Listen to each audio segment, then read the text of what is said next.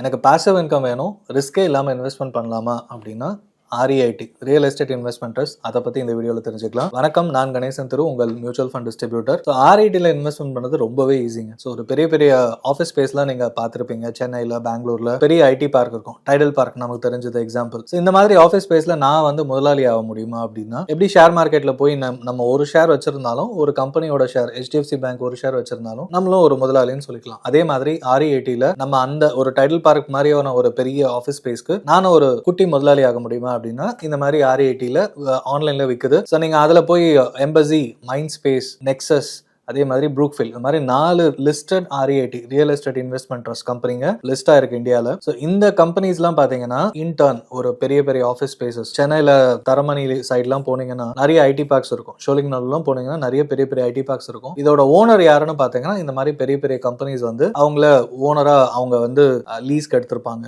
அவங்க அந்த லீஸ்க்கு எடுத்து அவங்க வந்து டெனன்ஸை கொண்டு வந்து அந்த facility management as well as வந்து ரெண்டல் மேனேஜ்மெண்ட் இதெல்லாம் பண்ணிப்பாங்க. அதுக்கு 1% ஃபீஸ் மாதிரி வாங்கிட்டு இன்வெஸ்டர் இதை வந்து லிஸ்ட் பண்ணுவாங்க. ஸோ அந்த டெனன்ட் கொடுக்குற பணத்தை வந்து நமக்கு டிஸ்ட்ரிபியூட் பண்ணி தருவாங்க. 90% டிஸ்ட்ரிபியூட் பண்ணி ஆகும். ஸோ நான் வந்து அந்த கம்பெனி, அந்த ஒரு ஐடி பார்க் ஃபார் எக்ஸாம்பிள் தரமணியில ஏதோ இருக்கு அப்படின்னா அதில் நான் ஓனர் ஆக முடியுமானா, நீங்க வந்து ஒரு ஷேர் வாங்கினா போதும். ஒரு ஷேர் வந்து 370 ரூபாயில இருந்து 120 ரூபாய், அதாவது எம்பசி அபிஷியல் REIT பாத்தீங்கன்னா 370 ரூபாய் பக்கம் இருக்கு. இந்த மாதிரி நெக்ஸஸ் வந்து 127 ரூபாய், 130 ரூபாய் ரேஞ்சில் இருக்கு. எல்லா கம்பெனிஸும் இந்த 4 கம்பெனியுமே பாத்தீங்கன்னா 370, 280 அந்த ரேஞ்சில் தான். ஸோ நீங்க வெறும் ஒரு ஷேர் வாங்கினீங்கன்னா 400 ரூபாய் கூட ஆகாது. ஸோ நானும் இதுல வச்சிருக்கேன். நானும் ஒரு இந்த ஒரு பெரிய பார்க்ல நானும் ஒரு ஓனர் அப்படின்னு சொல்லலாம். இதை நீங்க வைக்கிறதுனால என்ன லாபம் அப்படின்னா, நான் இந்த மாதிரி ஒரு பில்டிங் வாங்குறேன் ரெண்டல் இன்கம்காக. ஒரு நிறைய பேர் பாத்தீங்கன்னா ஒரு ப்ராப்பர்ட்டி வாங்குவோம், இல்ல எங்கேயோ ஒரு ஊர்ல போய் ஒரு இன்வெஸ்ட்மெண்ட் பிளாட் வாங்கி வைப்போம். 3 லட்சத்துக்கு கிடைக்குது, 5 லட்சத்துக்கு கிடைக்குது. அதனால நமக்கு ஏதாவது யூஸ் இருக்கான்னு பாத்தீங்கன்னா, அது ஏறுமானா அகைன் அந்த ஊர் டெவலப் ஆனா உண்டு. யாரோ நமக்கு தெரியாம இது நல்லா ஏறும்னு சொல்லியிருந்தாங்கன்னா அதை நம்பியும் வாங்கி பணமும் நமக்கு 5 வருஷத்துக்கு முன்னாடி நான் FDல போட்டாலே ரேட் வந்திருக்கும், அங்க ஒண்ணுமே வரல அப்படின்னு நிறைய பேர் சொல்லுவீங்க. அதுக்கு பதில் இந்த இடத்துல நீங்க கொஞ்சம் கொஞ்சமா நீங்க வாங்கினீங்கன்னா, லாஸ்ட் 5 இயர்ஸ் லிஸ்ட் ஆன டைம்லைன்ல இருந்து பாத்தீங்கன்னா டிஸ்ட்ரிபியூஷன் இன்கம் ஒரு 6 to 7% கொடுத்துருக்காங்க. அதாவது வருஷத்துக்கு அவங்களுக்கு கிடைக்கிற ரெண்டல் இன்கம் ஓவராலா ஒரு 1 லட்சம் ரூபாய்னா 90,000 rupees வந்து இருக்கிற இன்வெஸ்டர்ஸ்க்கு பிரிச்சு கொடுத்தாகணும்.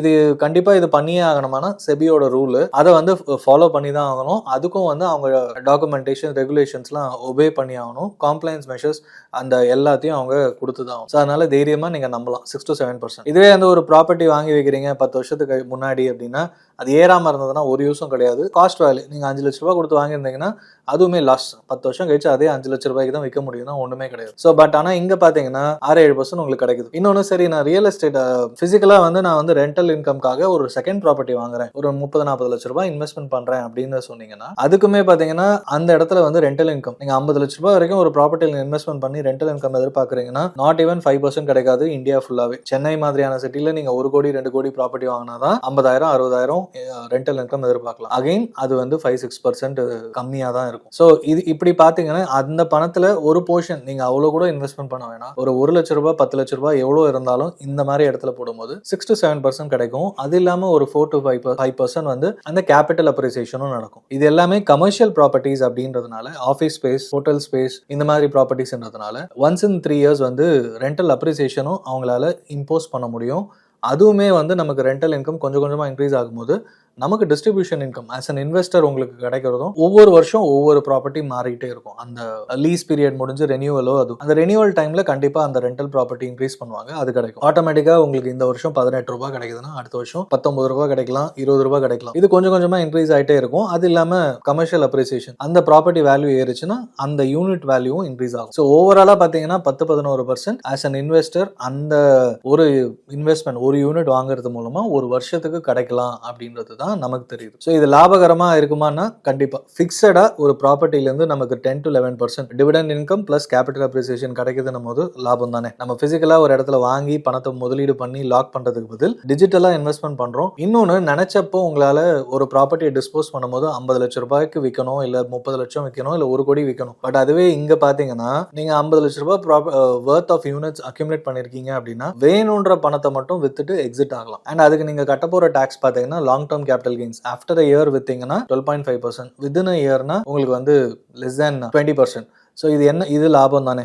இன்னொன்று, இந்த மாதிரி ரியல் எஸ்டேட் இன்வெஸ்ட்மெண்ட் ட்ரஸ்ட்டில் பண்ணும்போது லாங் டர்ம் அட்லீஸ்ட் ஒரு 3 to 5 years இருந்தீங்கன்னா உங்களோட பாசிவ் இன்கம் இன்க்ரீஸ் ஆகிறது தாராளமாக நீங்கள் ஈஸியாக பார்க்க முடியும். இன்னொன்று, ஸ்டாக் மார்க்கெட்டில் நீங்கள் ஜென்ரலாக டிவிடெண்ட் இன்கம்காக இன்வெஸ்ட்மெண்ட் பண்ணுறீங்கன்னா மெஜாரிட்டி ஆஃப் த கம்பெனிஸ் வந்து உங்களுக்கு 5-6%, இப்போ பிஎஸ்யூ மாதிரியான கம்பெனிஸ் பார்த்து பப்ளிக் செக்டர் கம்பெனிஸ் தான் வந்து 8-9% வரைக்கும் டிவிடெண்ட்ஸ் சில டைம் தருவாங்க. அண்ட் இது மார்க்கெட் ஃப்ளக்சுவேட்டும் ஆகிட்டே இருக்கும். கண்டிப்பாக 8-9% தருவாங்களான்னா தெரியாது, குறையலாம் ஏறலாம், ப்ராபபிலிட்டி தான். பட் இந்த இடத்துல REIT-யை பொறுத்த வரைக்கும் கண்டிப்பாக 90% டிஸ்ட்ரிபியூட் பண்ணியே ஆகணும். அவங்களுக்கு வர ரெண்டல் இன்கம் இன்வெஸ்டர்ஸ்க்கு கொடுத்தே ஆகணும். ஸோ கண்டிப்பாக 90% டிஸ்ட்ரிபியூட் பண்ணும்போது உங்களுக்கு ஒரு போர்ஷன் டிவிடெண்டாக கிடைச்சி தான் ஆகும். அது ஆவரேஜாக 5 to 7% இந்த ரேஞ்சில் நீங்கள் ஃபிக்ஸ் பண்ணிக்கலாம். இது யாரெல்லாம் இன்வெஸ்ட்மெண்ட் பண்ணலான்றது இப்போ நீங்கள் புரிஞ்சுக்கலாம். ஸோ நான் வந்து ரெகுலராக ஒரு இன்கம் எதிர்பார்க்குறேன், above 50, above 60 அப்படின்னும் போது ஒரு போர்ஷன் நீங்கள் இதுல இருந்து எதிர்பார்க்கலாம். இது உங்களுக்கு சூட் ஆகுமா அப்படின்றத பார்த்து. சரி, ரிஸ்க் இருக்கா இதில் அப்படின்னு பார்த்தீங்கன்னா கண்டிப்பாக இருக்கு. கோவிட் மாதிரியான சுச்சுவேஷன், பட் அதே மாதிரி அந்த இடத்துல வந்து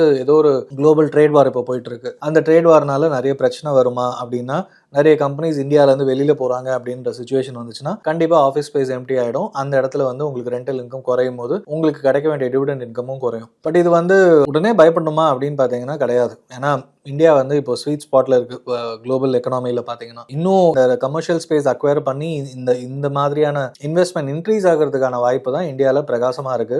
இன்னொன்று, ஜிசிசி அதாவது குளோபல் கம்பெனிஸ் எல்லாமே இந்தியாவில் வந்து அவங்களோட ஆஃபீஸ் ஸ்பேஸ் கொண்டு வராங்க. ஸோ நீங்கள் அனலைஸ் பண்ணும்போது எந்த ஒரு ரியல் எஸ்டேட் இன்வெஸ்ட்மெண்ட் ட்ரஸ்ட் கம்பெனியாக இருந்தாலும் என்ன மாதிரி டெனன்ஸ் வச்சிருக்காங்க, அவங்க எவ்வளோ நாள் லீஸ் பீரியட் வச்சிருக்காங்க, ரெனியூவல் எவ்வளோ நாள் பண்ண முடியும், அவங்க எவ்வளோ டிஸ்ட்ரிபியூஷன் இன்கம் பண்ணிட்டு இருக்காங்க, இதை வந்து தெளிவாக கொடுக்குறாங்களா, காம்ப்ளைண்ட்ஸ் பண்ணுறாங்களா அப்படின்றதையும் நீங்கள் அனலைஸ் பண்ணலாம். இதெல்லாம் பார்த்துட்டு நீங்கள் முதலீடு பண்ணலாம். ஸோ அப்படி பார்த்தீங்கன்னா மைண்ட் ஸ்பேஸ் எம்பசி கம்பெனி பார்த்தீங்கன்னா 7% டிஸ்ட்ரிபியூஷன் இன்கம், கிட்டத்தட்ட 4% அப்ரிசியேஷன், ஒரு 11% வரைக்கும் லாஸ்ட் 5 years கன்சிஸ்டண்டாக கொடுத்துருக்காங்கன்னு தெரியுது. அண்ட் இது வந்து பேக் பண்ணுறது பார்த்தீங்கன்னா பிளாக்ஸ்டோன், அவங்க வந்து ரீட்டைல் மார்க்கெட்டில் பெரிய கம்பெனி, அவங்க one of the sponsors. So and along with embassy இவங்க 2 பேரும் இருக்கிறதுனால 50% இவங்க ஓன் பண்றாங்க ஸ்பான்சரா. மீதி வந்து ஃபாரின் இன்ஸ்டிடியூஷனல் இன்வெஸ்டர்ஸ் அந்த மாதிரியான அவங்க வந்து பணத்தை முதலீடு பண்ணியிருக்காங்க. ஸோ அடுத்து பார்த்தீங்கன்னா மைண்ட் ஸ்பேஸ்ன்ற கம்பெனி ஆகஸ்ட் 2020 இருந்து இவங்களுமே கன்சிஸ்டண்டா கிட்டத்தட்ட 12% வரைக்கும் அதே டிஸ்ட்ரிபியூஷன் பிளஸ் கேபிட்டல் அப்ரிசியேஷன் கொடுத்துருக்காங்க. இதுல ஒன் ஆஃப் த ஸ்பான்சர் வந்து வைன்ஃபோர்ட்ன்ற கம்பெனி, இது வந்து அஃபிலியேட் ஆஃப் பிளாக்ஸ்டோன். ஸோ கிட்டத்தட்ட பிளாக்ஸ்டோன் வந்து ரியல் எஸ்டேட்ல உலகத்துல மிகப்பெரிய கம்பெனின்னு சொல்லலாம். ஸோ அவங்க வந்து கிட்டத்தட்ட 2